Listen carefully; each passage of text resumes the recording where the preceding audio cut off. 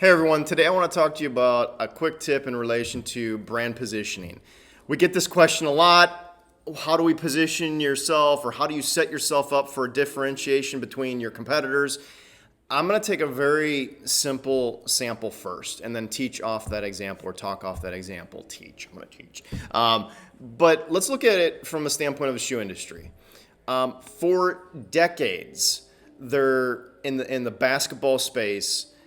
Nike was looked upon as, yeah, it's a good shoe, it does the job, but really there were Reebok, there was all these other, in a sense, brand gorillas in the space that own the market.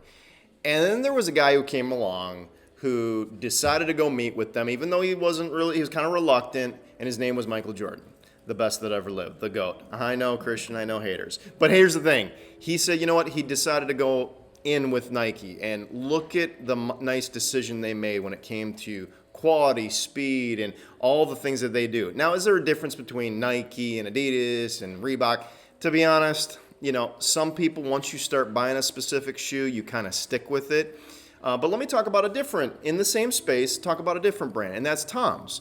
Tom's came along and said, hey, we're going to build our shoes, and pretty much anytime someone buys it, we donate one to a kid who needs a pair of shoes. And I love that from differentiator. They're not going to compete with these, and they didn't want to go out and, in a sense, acquire a sponsor or, a promotional person that would say, hey, yes, for this, whatever, we're going to pay you this to wear our shoe. Instead, they said, no, let's find a good cause and make that part of our positioning in this space. So totally different strategies. Nike really, went after and were able to find and get Michael Jordan.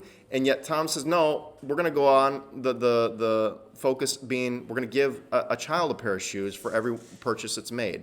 So again, they position themselves differently, yet they both have had growth, and obviously the story would be told. So I'm going to say that when it comes down to brand position, you need to really look at, okay, in our space, who's our competitors? And really first define, are you local, as in just your city or just your community? Are you regional, as in the state of Florida or the southeast of the United States or the Pacific Northwest? Where is your brand going to go into positioning market where you need to say, hey, we need to do this because we're looking for a bigger regional base or a bigger foothold in a space? And then you need to kind of determine, here are our goals, and how does that, from a brand positioning standpoint, can we even achieve that? So a lot of times I see, we want to be the next Netflix. Well, look at the history of Netflix, what they did. For literally, I think it was, I want to say 4.5 years, they pumped money into advertising, just literally hand over fist into advertising in order to capture market share. Now they don't really have to do any of it, because literally it's all about, when they increase their price $1 per month for users, they're literally generating hundreds, if not billions of dollars with that $1 increase, because they own market share. So you kind of need to think of it in perspective. For smaller business and medium-sized businesses, obviously the numbers are going to be different. But when it comes to brand positioning, set realistic goals. Make sure you do your research and build your plan accordingly. Thanks so much, guys. Talk soon.